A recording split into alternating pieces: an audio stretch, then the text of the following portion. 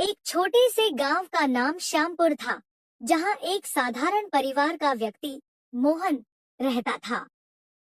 मोहन बहुत ही ईमानदार और मेहनती किसान था, लेकिन पिछले कुछ वर्षों से उसके जीवन में कुछ भी ठीक नहीं चल रहा था। खेती में लगातार नुकसान, पारिवारिक समस्याएं और आर्थिक तंगी ने उसे पूरी तरह से निराश कर दिया था। उसने अपनी मेहनत में कोई कसर नहीं छोड़ी थी, लेकिन फिर भी उसे कभी सफलता नहीं मिल रही थी। वह सोचता, क्या जीवन में कभी कोई खुशियां आएंगी? क्यों मेरे जीवन में इतनी समस्याएं हैं? इसी तरह के विचारों में डूबे हुए एक दिन मोहन को पता चला कि गांव के पास एक सद्गुरु का आगमन हुआ है, जो सत्संग कर रहे हैं और अपनी दिव्य शिक्षाओं से लोगों का जीवन बदल रहे हैं। गांव में चर्चा थी कि सद्गुरु के सत्संग में जाने से मानसिक शांति मिलती है और जीवन के कठिन सवालों के उत्तर मिल जाते हैं। मोहन ने पहले कभी सत्संग में हिस्सा नहीं लिया था, लेकिन इस बार उसने सोचा, शायद सद्गुरु के पास मेरे जीवन की समस्याओं का हल हो। वह अपने काम छोड़कर अगले ही दिन सत्संग में शामिल होने का निश्चय कर लेता है। सत्संग में पहुंचकर मोहन ने देखा कि वहां सैकड़ों लोग एकत्रित थे। सबकी आंखों में एक चमक थी, एक उम्मीद की किरण। वहां बैठे सभी लोग सद्गुरु के आने की प्रतीक्षा कर रहे थे। कुछ ही क्षणों में सद्गुरु मंच पर आए। उनकी आंखों में एक गहरी शांति और चेहरे पर एक अलौकिक मुस्कान थी। उनके आते ही पूरे वातावरण में जैसे एक सकारात्मक ऊर्जा फैल गई। लोग पूरी श्रद्धा से उनका स्वागत कर रहे थे। सद्गुरु ने अपने वचनों की शुरुआत इस बात से की कि प्रत्येक व्यक्ति के जीवन में दुख और सुख दोनों का अपना महत्व है। दुख हमें सिखाते हैं कि हम अपने भीतर झांकें, अपनी कमजोरियों को समझें और अपने आत्मविश्वास को बढ़ाएं।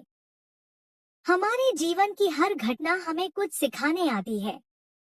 मोहन ने बड़े ध्यान से सद्गुरु के वचनों को सुना।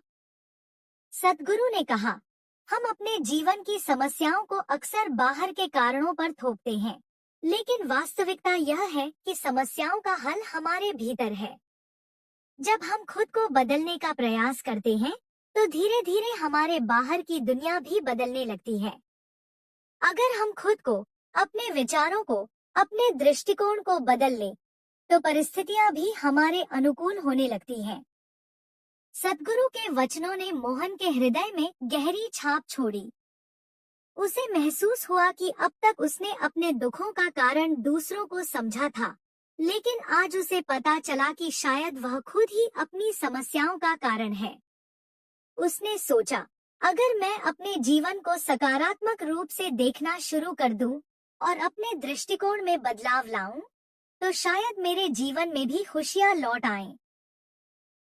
सत्संग के बाद मोहन ने सोचा कि वह सद्गुरु से व्यक्तिगत रूप से मिलकर अपने जीवन के सवालों के उत्तर पूछे। वह सद्गुरु के पास गया और बोला, गुरुजी, मैं एक साधारण किसान हूँ और मेरे जीवन में लगातार समस्याएं चल रही हैं। मैंने हर संभव प्रयास किया, लेकिन सफलता नहीं मिली। कृपया मुझे बताएं कि मैं अपने जीवन को कैसे सुधार सकता हूँ। सद्गुरु ने मुस्कुराते हुए कहा, बेटा, जीवन में सफलता और सुख पाने के लिए सबसे पहले अपने मन में शांति और संतोष लाओ।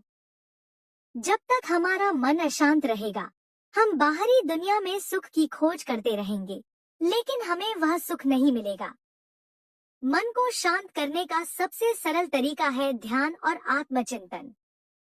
सद्गुरु ने मोहन को ध्यान करने की विधि सिखाई और कहा, रोज कुछ समय के लिए अकेले बैठकर अपने भीतर झांकने का अभ्यास करो।